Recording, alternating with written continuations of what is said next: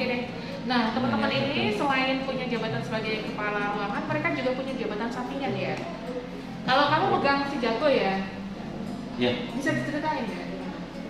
Ya, si Jago sekarang lagi kita usahakan untuk lebih ke masyarakat lagi dokter. Ya dikenalkan dulu si Jago Ya, apa? si Jago itu singkatan dari siap jemput ambulan gratis. Itu adalah dari rumah sakit saat-saat warga masyarakat Wonosobo memerlukan, nanti kita bisa jemput dengan kita dipandu kondisinya seperti apa pasiennya, nanti dipandu oleh dokter dan perawat profesional semuanya. Kondisinya seperti apa dan seperti apa yang harus kita lakukan, otomatis nanti akan kita pandu dan teman-teman dari GD siap untuk jemput ke TKP. Gitu nggih. Nomor sudah Sini. Kesebar. ya, nomornya ada di sini nih. Oke. Mas Ali ada. Misi blorok. Kalau Mas Ali ada jabatan lain juga? Kalau jabatan lain sebetulnya Banyak. nggak ada, cuma ya kalau yang sifatnya kayak BSP dan yang lain sama Mas Nunung 33. Siaga bencana. Iya, saya bencana kita harus ada siap. 26 kita bisa maksudnya kita kan di tim siaga bencana itu punya brigade siaga bencana. Dan itu mungkin vakum beberapa kali mungkin nanti pada hari bencana bisa Pada bencana mengadakan bencana. tanggal 26 ini April ya. Mas. Jadi Mas mungkin ini juga megang tim K3. sama yang di kabupaten itu apa tuh yang kamu Oh, iya, yang relawan. Basarnas. Iya, Basarnas. relawan kebencanaan. Relawan kebencanaan. Saya di bawah Basarnas dan BPBD Kabupaten Wonosobo. Jadi kalau misalnya ada bencana itu ada overlapping ditambah Basarnas, Basarda ya mungkin ya, ngajakin tim siaga bencana di beberapa rumah sakit untuk ke lokasi terus menangani Itu bersama ya. dari rumah sakit itu sudah membentuk juga namanya klaster kesehatan. Klaster kesehatan itu semua potensi kesehatan yang ada di rumah sakit mungkin dari potensi yang ada di sini baik rumah sakit puskesmas itu dilibatkan. Kemudian untuk koordinasinya BPBD. Kalau Basarnas itu hanya untuk pencarian. Oh iya. Nanti selanjutnya serah di rumah sakit ya. Kalau Mas Tar ini ketua takmir ya? Ya komite. Ketua takmir. Ada dua komisioner perawatan. Selain tugas utama sebagai kepala ruang dokter, alhamdulillah itu saya masuk ke tim sweeper. Tukang swab. Swab. Oh, saya sweeper. Oh ya, Ini sama swab juga. kemudian sebagai konselor VCT dokter. Jadi di rumah sakit ini kan ada Anak gue istilahnya. konselor untuk AFV, kemudian ada konselor untuk VCT. Kebetulan saya di bagian VCT di Sakura. Kalau di musola kamu jabatannya apa? Kalau di Masjid. sana Imam. sebagai seksi dakwah. Imam Khatib. Iya, imam, khotib, Azan. azan, Bilal ya. Makmum masbuk. Kalau saya mau swiper dan vaksinator. Oh iya gitu. Jangan coba. Ya, jadi kerjanya tuh nggak cuma melulu di bangsal ya, ternyata ada tempat-tempat lain juga. Jadi teman-teman yang lain juga double jabatan gitu ya, memegang ini, memegang itu. Kadang nggak bisa konsen di satu tempat. Sini ada tugas. Kayak misalnya nih vaksinator dia akan bertugas sampai April tahun 2022 ya, insya Allah ya kalau vaksin Tiap hari ya. Senin dan Selasa. Iya. Kadang double job. Double check. Swab pagi swab, Ya. siang vaksinator. Oh iya. Oke deh, kan kemarin sempat ada cerita kekerasan ya terhadap profesi perawatan ya. Ada komen nggak? Gimana? Kamu dulu deh. Kok saya terus? Nah, Ngantuk. Ini dulu, Pak Ari dulu. Yang lebih bijaksana. yang paling senior. Ya, yang jelas saya sangat prihatin ya, dokter. Karena apa ya? Kalau dilihat dari kekerasan seperti itu masih profesi perawat masih janggal. Artinya bahwa belum diangkat di sebelah mata, diangkat sebelah mata. Sebetulnya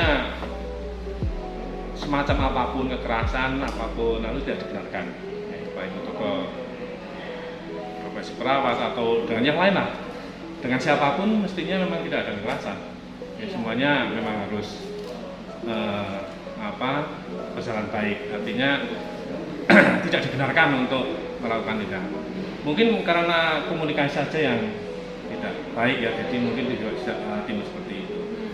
Tapi kalau yang kejadian di Palembang itu, saya sebagai orang perawat yang jelas ya mungkin sebagai rasa manusianya memaafkan kepada pelaku, tapi sebagai tindakan hukum apapun itu ya tetap harus dijalankan karena itu menyangkut ke depan juga, itu artinya ada tindak lanjut, ada nanti kepada pelaku juga kepada orang yang lain juga ada efek jerah ya, pelaku dan calon-calon pelaku yang lain karena ya itu beberapa kali saya sampaikan tidak dibenarkan apapun tindakan kekerasan kepada siapapun.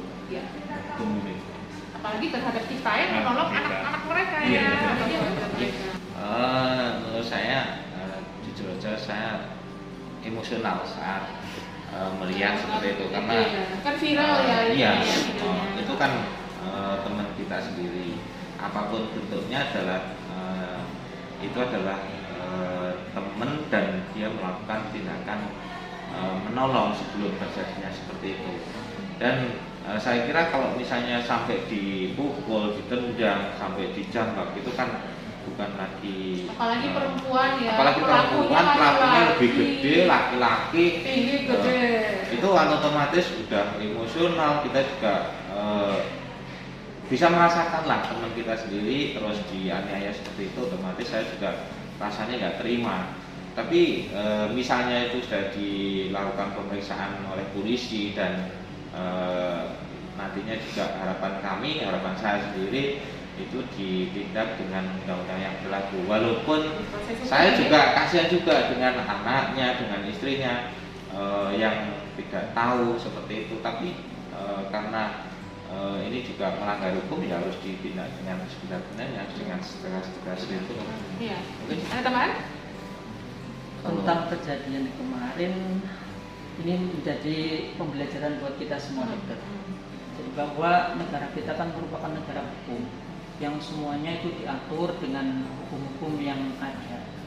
Jadi bila mana ada sesuatu yang memang tidak mengenakan dan sebagainya kan bisa klarifikasi.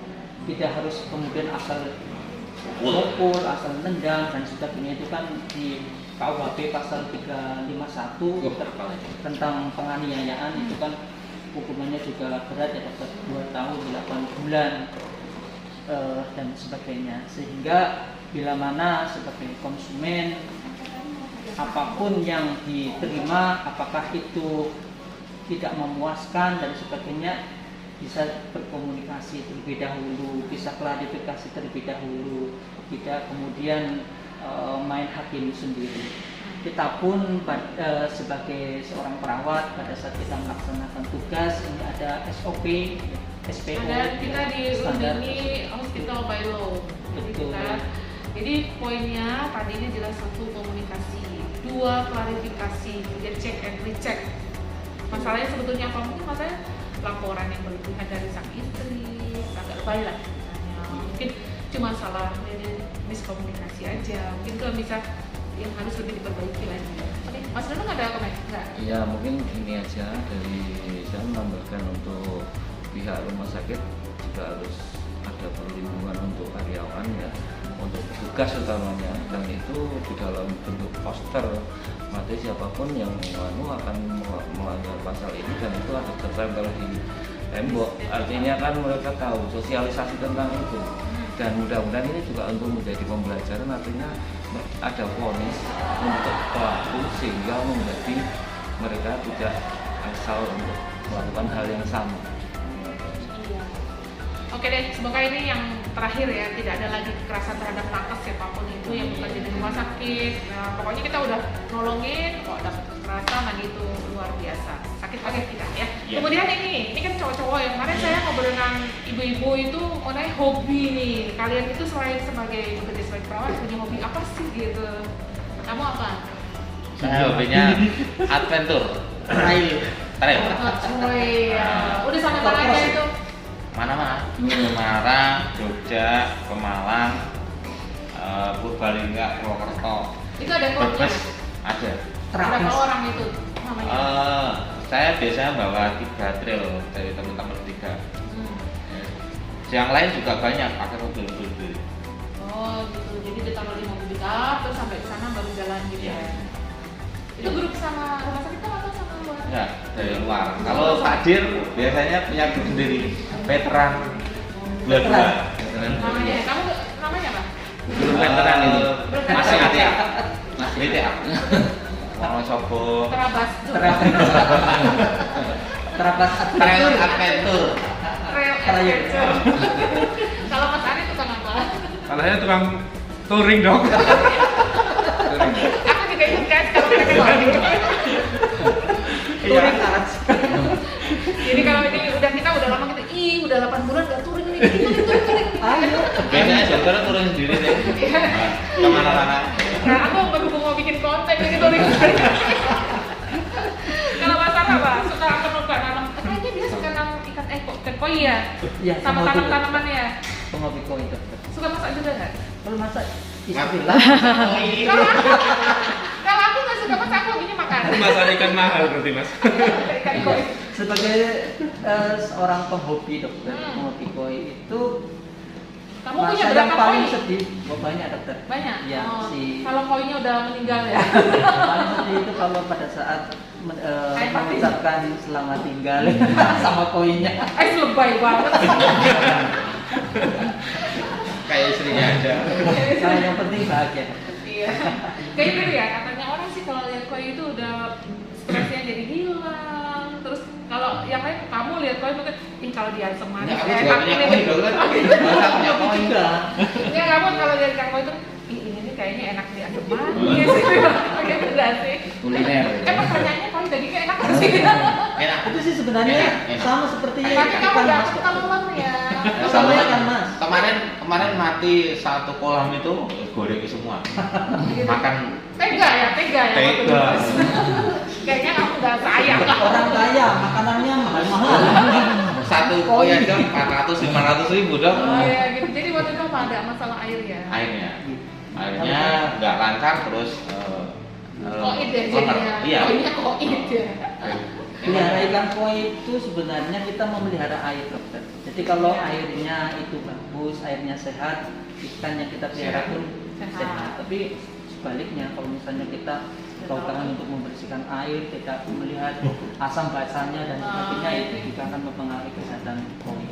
Koi katanya terkenal usianya itu Panjang. panjang. Sampai berapa sih? 20 tahun.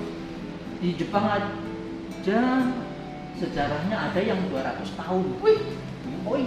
kayaknya itu udah nenek Kalau moyang. di pendek bisa itu. Itu udah 100. Itu bukan di bawahnya. Apa namanya itu? Nggak tahu tuh buyut. Tapi saya hanya punya koi lokal aja. Oh gitu. Lungsuran dari Pak Wahidi. Lah daripada mati. Kalau Mas Mungkin ada apa? Ya dulu sempat nge-trail, tapi sekarang saya fun off-road guys. Oh, Jadi gitu. main jeep. Jeep. Ya, Di ini lah dipromosiin kamu jeepnya grupnya apa namanya? Terus namanya kegiatannya apa aja? DJOJ. Jadi Daihatsu Jeep Owner Workshop. Kegiatannya ya kalau touring, tapi kadang ikut touring sana, kadang ikut touring rumah sakit. Ya, mana aja lah ya. Ada kadang waktunya di kalau mana. masa pandemi ini kan susah untuk mengadakan kegiatan, padahal kita kan pinginnya Nah, stres ya. ke gunung gitu, naik jeep gitu. Dan sama keluarga kan intinya kebun teh. Oke, kita ingin tahu mereka punya cita-cita nggak sih yang belum tercapai gitu.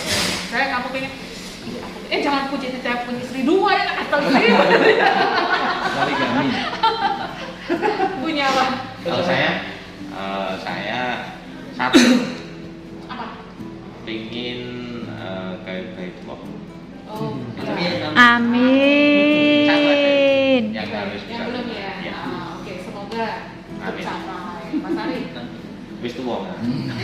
Saya Top. pengennya kalau nggak terlalu masih ada kesempatan, saya udah pengen sekolah lagi dok. Tapi kok S2. iya pengennya S2 tapi Cocok. kayaknya kok waktu dan ini kan sudah semakin berat juga. Bisa. Oh, waktunya. Nanti sama anaknya bareng. Kalau iya ada kesempatan mau yang kita kan ambil S2 di jurusan apa nih? Ya sama cowok ini yang linear S2 yang bisa diakui ya keperawatan. Itu ada beberapa jurusan ya? Itu banyak kok. Ada Manajemen. manajemen, ada keperawatan, ada medical bedah. Oh, iya, maternitas kamu juga mau ada. ngambil jurusan tes. Maternitas mungkin ya. Ya, jadi kan Maternitas kan Iya. udah Iya, banget. Kan pengen lagi.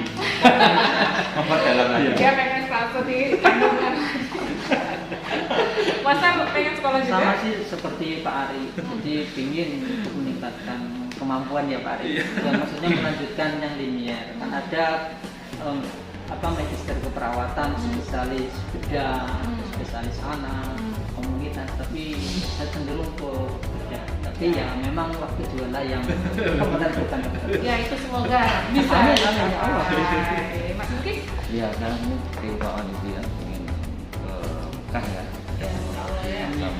Yang selanjutnya karena banyaknya kasus saya misalnya sekolah ya pilih sekolah hukum Hukum, kesehatan. sarjana hukum. Artinya kita bisa mengerti tentang hukum sehingga perawatan ini semakin Kayak Dokter Tejo ya, Dokter Tejo itu sarjana hukum ya. hukum kesehatan. Hukum kesehatan. Oh S2 itu kan untuk hukum kesehatan. Sudah S1 sarjana hukum kan ya, jadi S2 hukum kesehatan. Oke sekarang kita pengen tahu nih, mereka punya moto hidup nggak sih? Atau asal jalan aja gitu? Mas Lugis dulu, moto hidupnya apa? Kalau moto kita hidupnya adalah pilihan. Artinya Kita apa Bang yang Benny tuh nyontok kamu. beneran ya ini hidup adalah pilihan apa Iya. yang kita pilih itu dengan risiko dan konsekuensi Iya. masing-masing. Jadi simpel aja hidup Berani ngambil keputusan, berani tanggung itu jawab. adalah pilihan. Oke. Masa? Moto hidup saya kalau tidak bisa memberikan manfaat, paling tidak tidak memberikan mudarat bagi yang lain. Jadi mudah-mudahan hidup kita bisa bermanfaat bagi orang lain. Iya, karena manusia yang paling baik adalah orang yang paling bermanfaat buat orang banyak. Jadi Iya. kita sebetulnya diuntungkan oleh profesi kita ya. Profesi. Karena kalau misalnya ada orang bekerja sebagai pedagang, mungkin dia hanya untuk dirinya sendiri mungkin untungnya. Yang lainnya juga begitu. Tapi kita menolong banyak orang. Jadi dalam satu tahun mungkin kamu orang sudah kamu tolong dari ribuan orang dan mereka mungkin mendoakan juga ya. Setelah ada kasus-kasus yang kurang baik itu juga ya semoga kalian semua sehat yang ada di rumah sakit. Itu kan saya kalau di doain seperti itu suka terharu. Mas Adi itu apa motonya? Bermanfaat untuk keluarga, pasien, dan mendapatkan yang paling barokah buat saya. Dan masuk surga. Dan maksudnya Cocok. itu aja. Mas Adi apa Mas Adi? Kalau saya simpel dok, hari esok harus lebih baik lagi. Simpel aja gitu. Simpel. Ada yang ingin disampaikan nggak? Ada usul, ada saran, tulis kemana lagi? Ya, Atau paling harus lagi. pulang kemana lagi? Kita paling lagi. Iya, dan semoga pandemi ini cepat berakhir ya. Amin, Jadi amin. ini juga mau lebaran, terus mudik dilarang-larang, itu rasanya nggak tertekan ya. Kalau dokter ini tuh bilang barang siapa berpuasa 1 bulan penuh, kemudian menahan diri dari bermudik, maka artinya beliau adalah PNS. PNS. ASN Bisa aja ya. itu yang saya tadi ya. Nanti. Jadi kalau keperawatan itu enak. Udah nggak ada curhat? Iya, sementara kita enjoy life. Jadi hidup ini untuk dijalani apapun yang terjadi dan kita selalu ingin untuk membantu sesama di masa pandemi ini ya. Mari kita sama-sama untuk saling menjaga dalam arti jangan yang di luar itu sembarangan, kita yang di dalam sudah bisa payah seperti ini, tapi yang di luar tidak disiplin menjaga prokes. Jadi tetap jalankan 5M. 1, Oke, masker. Pakai masker. 2, Jaga jarak. jaga jarak. 3, Mencuci 4, Jaga jarak. membatasi mobilitas. belum Apa ya pada lupa? Menjauhi keramaian, menjauhi kerumunan. jarak, Cuci tangan. cuci tangan. Jadi 5M sekarang menjauhi kerumunan. Kemudian terakhir membatasi mobilitas. Jadi kan ada orang yang setahun misalnya keluar kota sampai 100 kali ya, sekali banget ya. atau keluar negeri itu sudah terbatas otomatis. Sekarang juga ini nanti kena blokir kayak jalannya, kita kalau mau jalan suka Kan sudah deg-degan ya. divaksin tuh, berarti punya Ya sertifikat. tapi kan keluarganya belum. Emang maknya aja kalau karena tinggal. Oke guys, kita tutup dulu. Jangan lupa selalu stay safe, stay healthy, and stay happy. Saya tutup. Wabillahi taufiq wal hidayah. Wassalamualaikum warahmatullahi wabarakatuh. Waalaikumsalam warahmatullahi